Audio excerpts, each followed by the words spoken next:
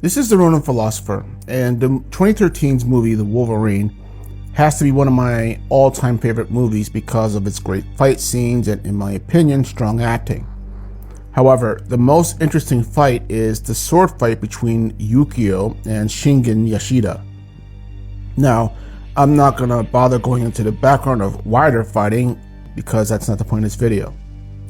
What's great about this particular fight is that it is a clear display of two extremely different styles of Kenjutsu swordsmanship that are popular in movies.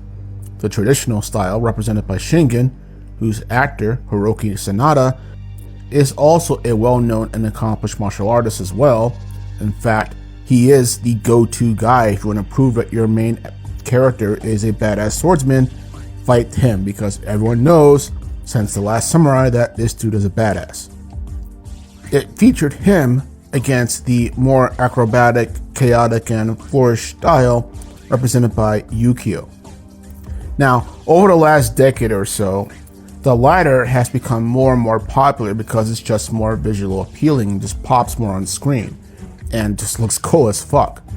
A typical signature of this particular style is spinning the body and sword in a 360-degree arc. And honestly, you can probably find that in other martial arts movies too that feature different styles. But it's most synonymous, I think, with Asian martial arts and Kenjutsu in particular. A lot of martial artists across many styles are either skeptical or just straight up despise these portrayals, however. Seeing any move that leaves the body exposed for a period of a few seconds or just deviates from traditions that they personally studied in are either stupid, blasphemous, or at best just fun to watch but never to be taken that seriously.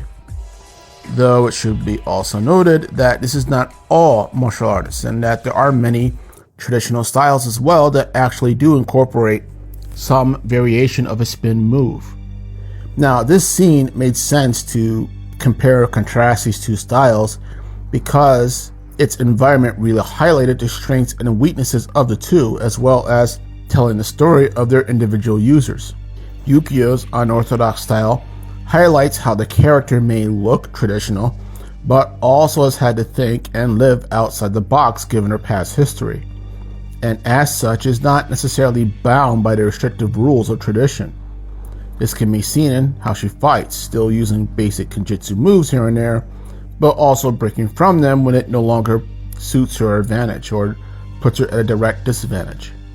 The medical setup in the small space works well for highlighting this and why she's doing this style. Her small size and the many obstacles in the room work better for her against the larger, stronger, and more powerful Shingen. Speaking of which, Shingen was fighting with a more traditional Kenjutsu style of swordsmanship, and it highlights his own lifestyle of tradition, living by tradition, while also equally being just as ruthless and honestly amoral. It is oftentimes perceived that more traditional styles, or cultures for that matter, lack aggression and malice. That it's all about basically ceremony and display of looking fierce but not really. Paper tigers essentially, empty of any real substance or practicality that anyone would actually use in a fight.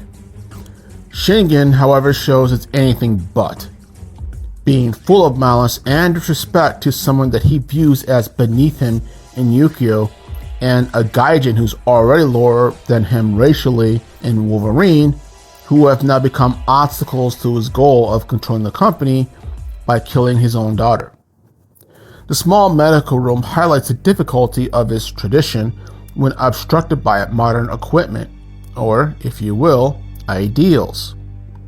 It struggles and tries to power through them, but at the same time it's not totally inept, able to adapt somewhat to the environment with various half-sword techniques and close quarters combat throws here and there.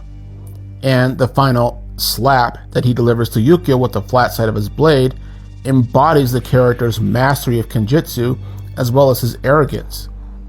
That while Yukio's Kenjutsu is more modern, looks cooler, and is perhaps even more adaptable than Shingen's, that it still lacked the mastery of the sword that is needed for that particular style of Kenjutsu overall. And that was why I really liked this fight. But if you have any other thoughts on that, feel free to comment below.